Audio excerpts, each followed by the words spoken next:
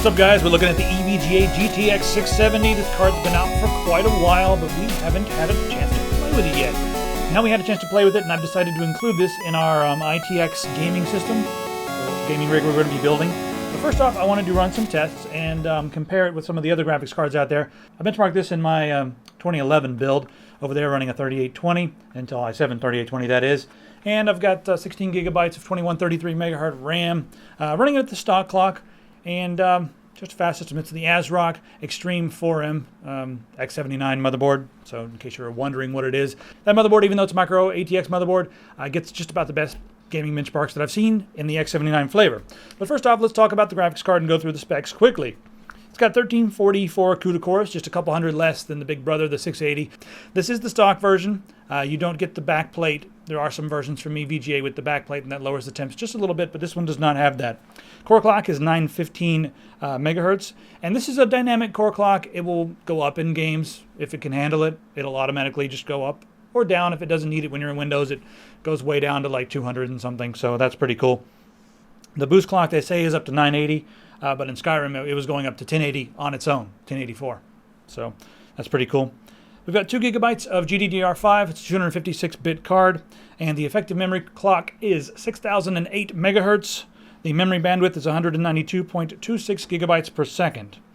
Let's take a look at the ins and outs on this card. We have one dual-link DVI, one standard DVI, HDMI, and full-size DisplayPort. And you'll also notice that we have the large exhaust holes. That actually lowers the temperature. You'll see some of the small ones. EVGA discovered that if they put the large exhaust holes on the back, the temperatures go down by a few degrees, and that makes me very happy.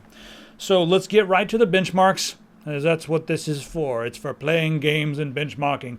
Oh yeah, for Premiere, it's really nice too, because I let Max use this in his editing rig. You had, what CPU were you running? I was running a QX 9650, and it was with After Effects, and doing the little Cuda hack, because by default the 670 is not detected by GPU sniffer for some reason.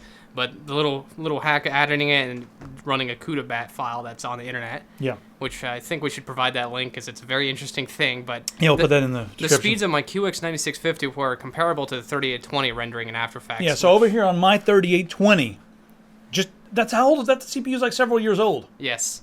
And just by adding this, your render time went down to about the same as mine. It's insane. It's quite awesome. Gaming benchmark, starting off with Skyrim. I run a lot of mods in Skyrim. Here's a list of all my mods, because if you're going to be playing Skyrim on the PC, you better be playing it with high-res textures. That's just all there is to it. And if you've got this card and you're playing it vanilla, you're dumb. Okay? So don't be dumb. 1080p. At the stock clock, 100.36. Since this is a dynamic core clock, it actually went all the way up to 1084 megahertz, which is pretty cool. Now, I was able to push this thing using Precision X from EVGA. I added 200 megahertz, so that'll boost it even more.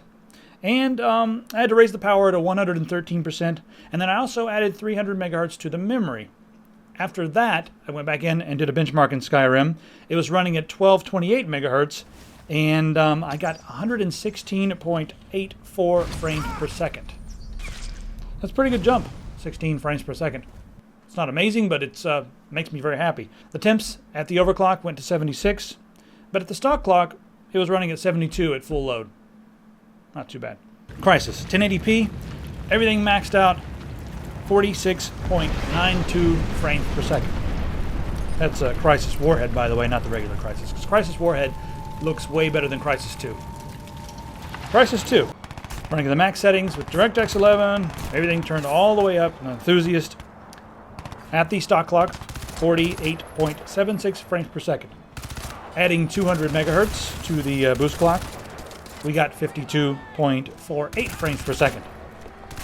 Black Mesa, 136.2 frames per second. And again, that's at 1080p. All these are at 1080p with max settings, just so you know. Metro 2033, 1080p, max settings across the board, 25.44 frames per second. And last but not least, Trine 2, max setting 1080p, 44.8 frames per second. Now this card in that system, which has several fans in there, was idling at 42 degrees Celsius.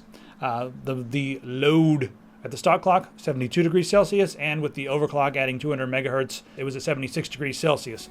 All in all, it's a monster. I quite enjoy it.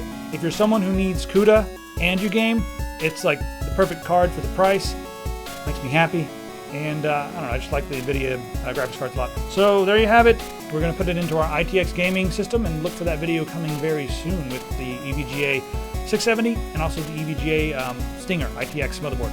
See you guys next time.